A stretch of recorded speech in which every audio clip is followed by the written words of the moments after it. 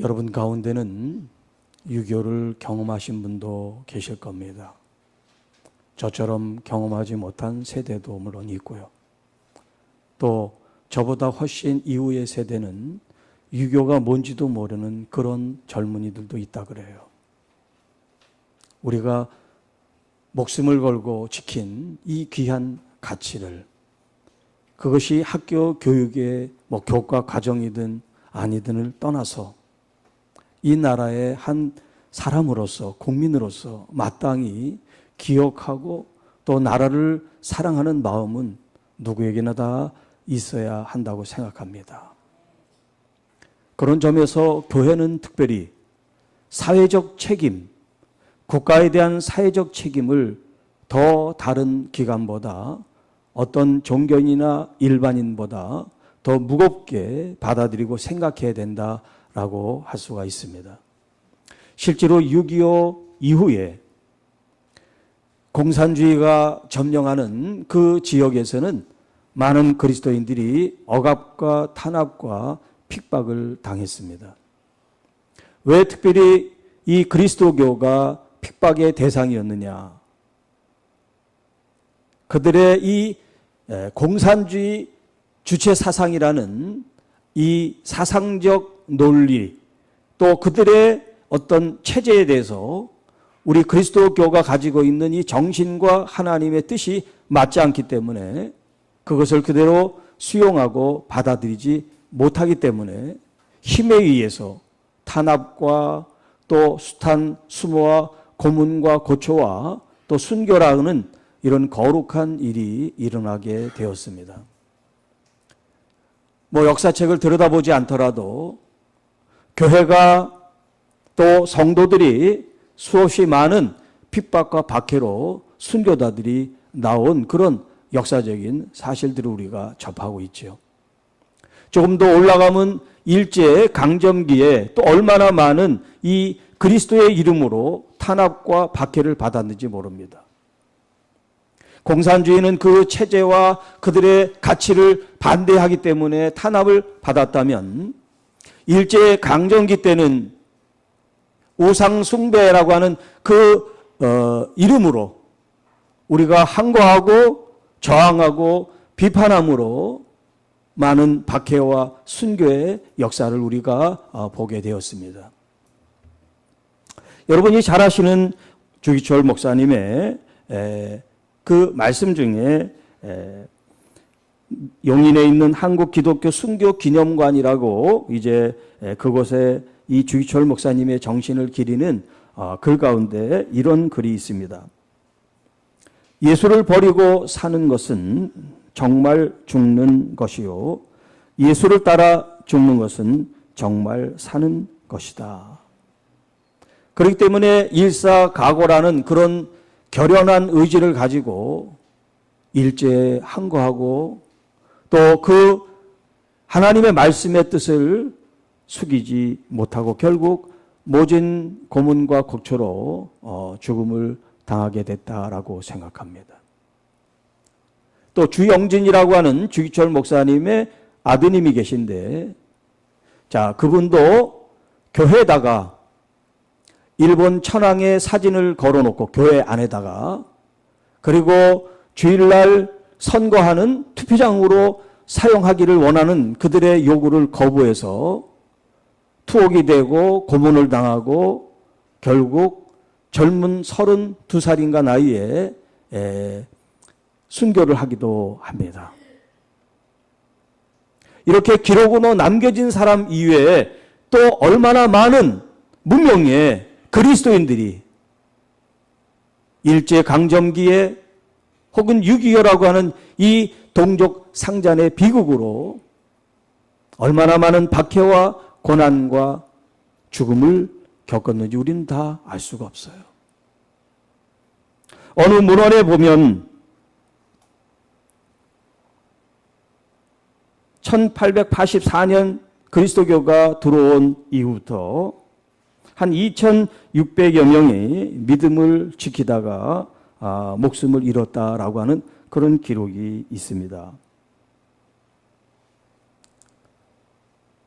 6.25 73주년이 됩니다. 민간인을 제외하고 국군만 13만 7,899명이 이 전쟁에 사망을 했다고 합니다. 부상자는 더 훨씬 많죠. 45만 742명 정도 된다고 하니까. 또 포로가 된 사람은 8,343명이 포로로 잡혀갔답니다. 여러분, 그 한 사람이 한 가족으로 따지면 정말 우리나라의 모든 가족이 6.25로 겪은 다 피해자라고 할 수가 있겠죠. 그 피해가 그때 당시만 있는 것이 아니라 지금도 73년이 지났지만 지금도 그 아픔을 겪고 있는 사람들이 있을 거예요. 오늘 이 본문에서는 지난 시간에 의를 위해서 박해를 받는 사람은 복이 있다라고 하는 말씀이 있는데 오늘 이 11절, 12절은 그 말씀을 좀 더 부연 설명해 주는 말씀이라고 할 수가 있겠습니다. 나로 말미암아 10절에서는 의를 위하여라고 이제 말씀을 했는데 여기 11절에는 나로 말미암아 직접적으로 예수님이 그들의 제자에게 말씀하시면서 예수님 자신을 지금 가리켜서 구체화시켜서 나로 말미암아라고 말씀하고 있습니다. 나를 욕하고 박해하고 거짓으로 너희를 거슬려 모든 악한 말을 할 때는 너희에게 복이 있게 될 것이다. 또 이 복이 있다 이 말씀을 이제 이 학자들이 우리가 보통 이 산상수훈의 8복, 8가지 복이라고 말하는데 학자들은 이 본문까지 포함해서 9번째 복, 9복이라고 그렇게 또 말을 하는 학자들도 있어요.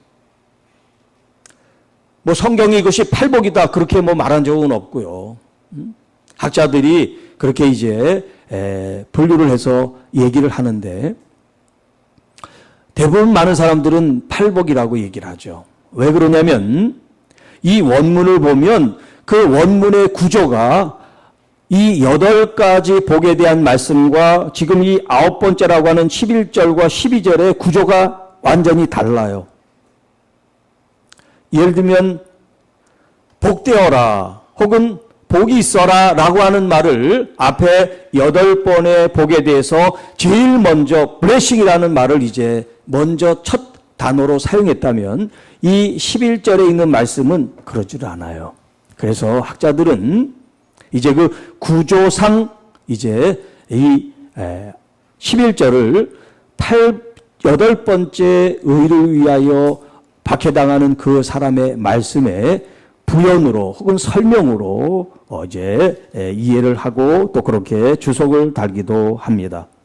뭐 이것이 8번째 부속이든 9번째든 상관없이 이 의에 대한 말씀이 너무나 중요하기 때문에 의에 줄이고 목마른 사람 또 의를 위하여 박해를 받는 사람 이제 더 나아가 나로 말미암아라고 말씀하고 있다는 거예요. 그러니까 우리가 그리스도인으로 살아낸다는 것이 그렇게 편안하고 쉬운 길이 아니다. 오죽하면 좁은 길을 걸어라 라고 말씀하시냐 이거죠. 많은 사람들이 넓고 잘 찾는 그 길을 걸어갈지 모르지만 주님이 원하는 길은 세상의 편한 길, 좋은 길, 화려한 조명을 받는 그런 길이 아니라 아무도 알아주지 않고 험하고 돌짝받고 가시밭 같은 그 길을 주님은 우리에게 요구하고 계시다는 거예요. 자, 너희를 욕하고 박해하고 거짓으로 너희를 거슬려 모든 악한 말을 할 때 우리가 잘못해서가 아니고 나의 행동과 행실은 상관없이 이런 모욕과 박해와 또 거짓된 진술을 통해서 우리를 모함하는 것이 누구로 말미암냐면 바로 예수 그리스도 그분의 말미암아 내가 그 일 때문에 모욕을 당하고 무시를 당하고 구타를 당하고 매를 맞고 이렇게 된다는 거예요. 예수님 때문에. 예수 그리스도로 말미암아. 여러분, 어떤 종교가 이렇게 얘기를 합니까?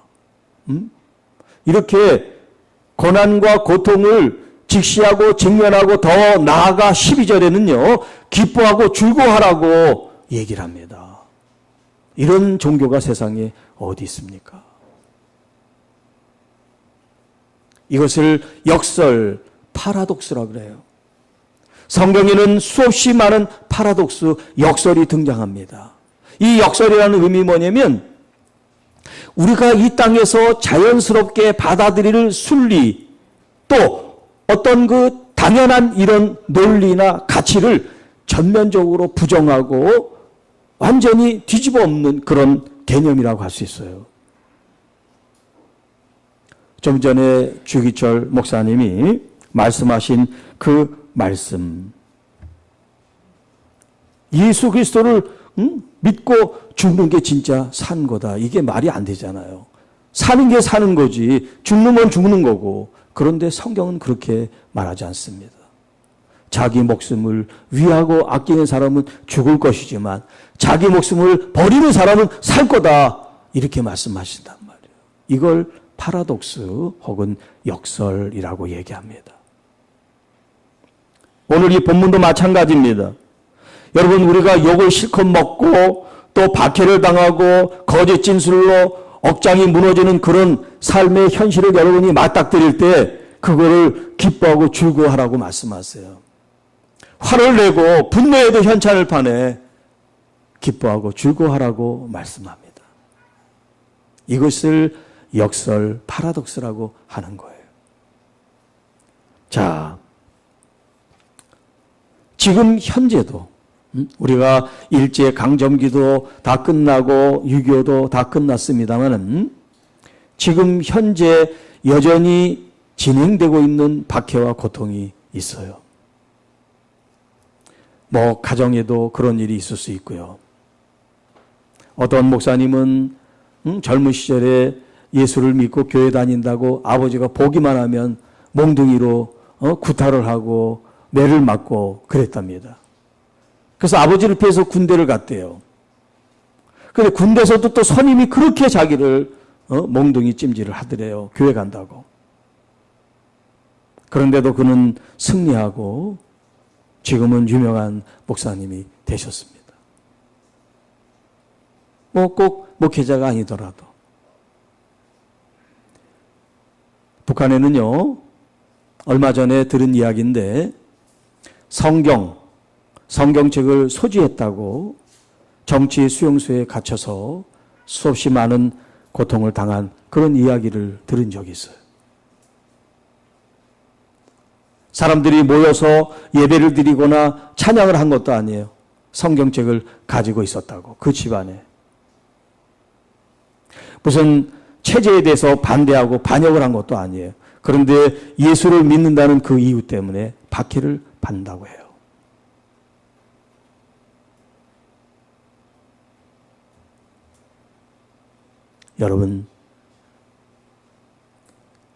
여러분이 아는 나이지리아.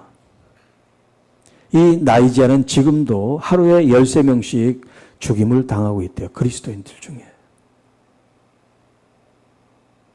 올해 4월부터 5월까지 1200명이 죽었답니다. 이 극진 모슬렘 파에 의해서. 교회에 폭탄을 던져서 사람들을 죽게 하고 또 부녀자들을 납치, 강간, 폭행을 하고 이 모슬렘 사람들이 교회를 박해하는 이유는 신성모독 죄. 신성모독이 뭐냐면 자신들이 믿는 알라, 그 알라는 유일한 신인데 그리스도인들이 하나님을 믿기 때문에 신성모독이라는 죄로 이제 그들을 박해를 하고 있다는 거예요. 그래서 모슬렘권에서는 함부로 전도 포교 활동을 할 수가 없어요. 그럼에도 불구하고 하나님께서 하나님의 사람들을 통해서 여전히 모슬렘권에 하나님의 사람들을 일으키고 계시다는 거예요. 어떤 사람들에게는 이 믿는 문제가 사느냐 죽느냐의 기로에 선 선택이라는 것이죠.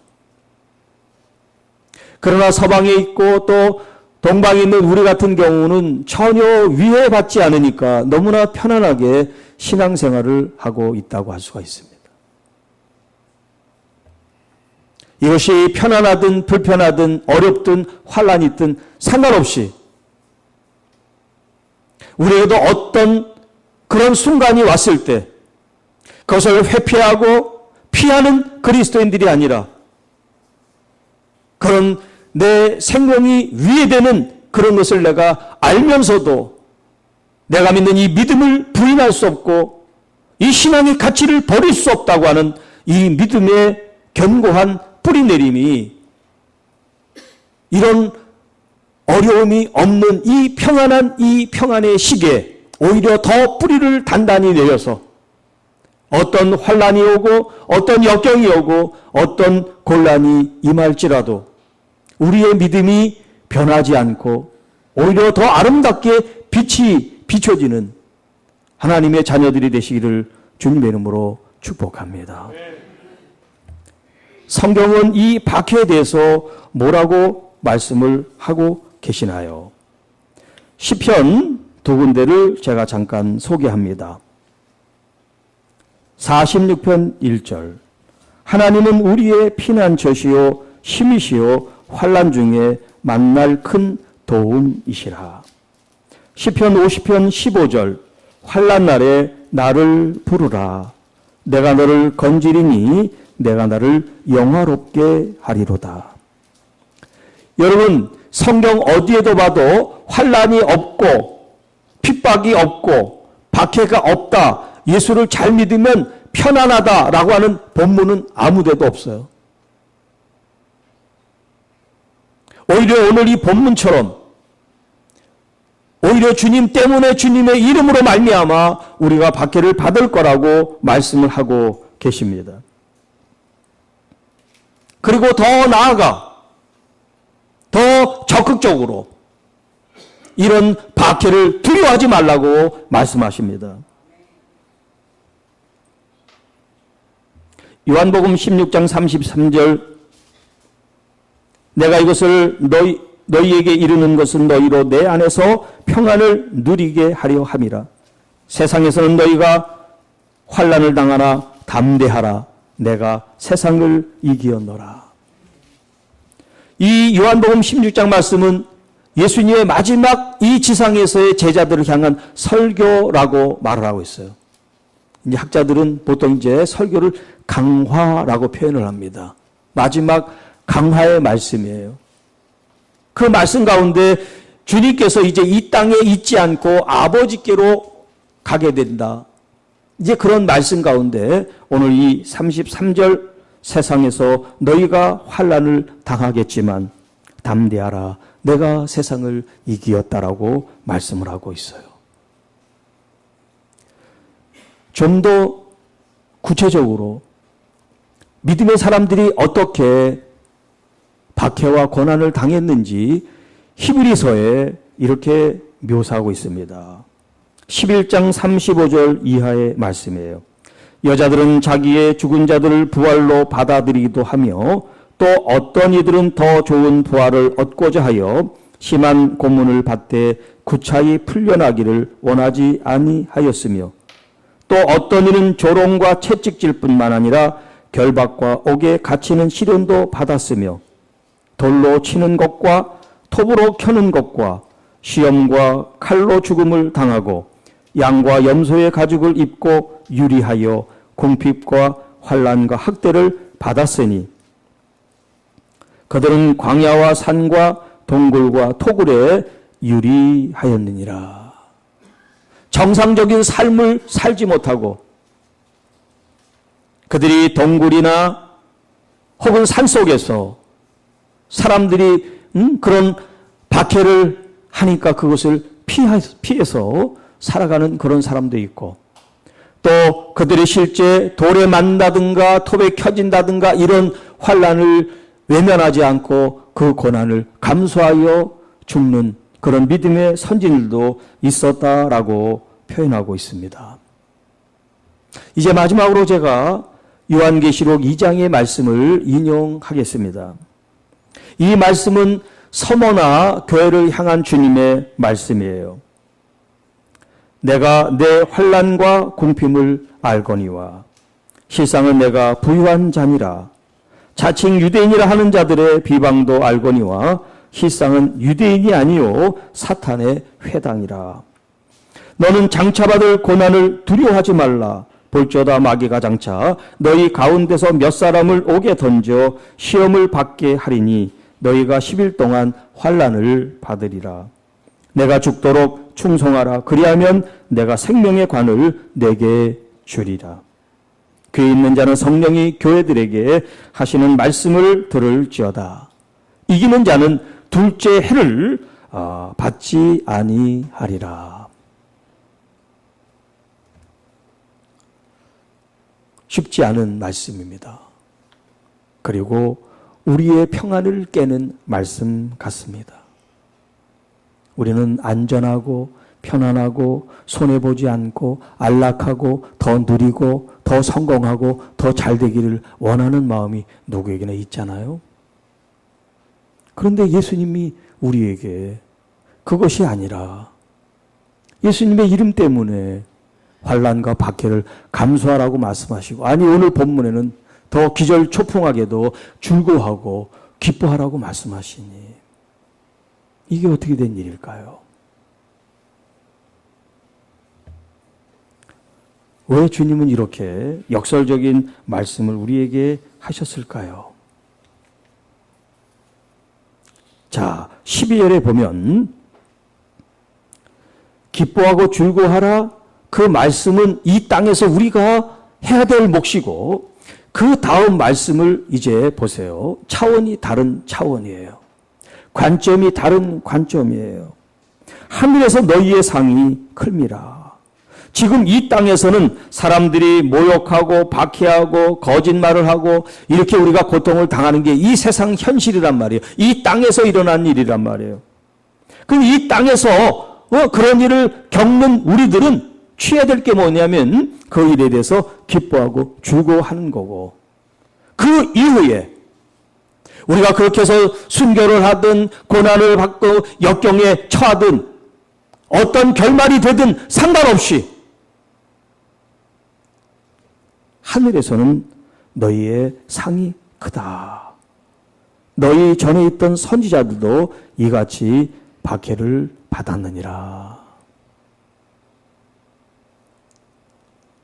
어떻게 보면 예수님의 이 말씀은 이 땅에서 행복하고 이 땅에서 편안하고 이 땅에서 복을 누려라 하는 이 말씀이 아니라, 이 땅에서 삶은 힘들고 아프고 어렵고 또 그렇게 해서 순교를 당하는 것이 이 세상의 삶이다라고 말씀을 하신 것 같아요.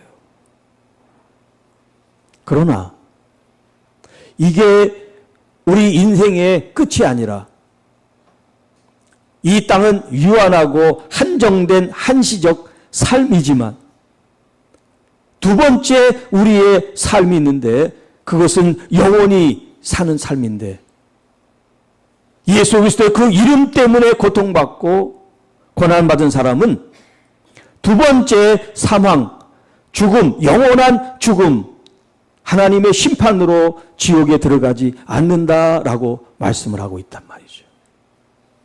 그래서 이 환난을 끝까지 인내하고 참고 이기는 사람, 죽음으로써 충성을 보이는 사람은 생명의 면류관을 얻을 것이다 라고 말씀하고 있습니다. 여러분, 우리의 일상 속에서 예수 그리스도를 믿는다라고 하는 이 믿음의 표현을 여러분들이 어떻게 하고 계십니까? 어떤 분은 자기는 직장생활을 하지만 그리스도인이라고 한 번도 얘기한 적이 없대요. 뭐 그분은 그분 나름대로 이제 사정이 있어요. 왜냐하면 직장에 있는 그리스도인들이 너무나 이기적이고 자기들만 아는 그런 집단같이 이 직장에 비춰져서 자기는 그리스도인이라고 얘기를 차마 못하겠다는 거예요. 여러분, 그런 이야기를 뭐 한두 사람이 하는 얘기가 아니에요. 여기 직장 생활을 하시는 분들 혹은 뭐 오너로서 경영하시는 분들 계시면 한번 생각해 보세요. 나는 믿음의 형제라고 그 사람을 이렇게 추천하거나 자기가 좋아해서 이제 같이 일하려고 하는데 사사건건이 남들이 그냥 지나가는 것도 다 요구하고 자기 앞가름만 생각하고 한다면 어느 사람들이 환영하고 좋겠어요. 그리스도인의 정신은 뭐냐면 자기의 유익을 추구하는 게 아니라 자기의 유익보다 자신을 내어서 오히려 다른 사람들을 섬기고 사랑하는 것이 그리스도인의 참 가치라고 할 수가 있습니다. 우리가 어떤 핍박이나 환난을 받지 않아도 우리들 스스로가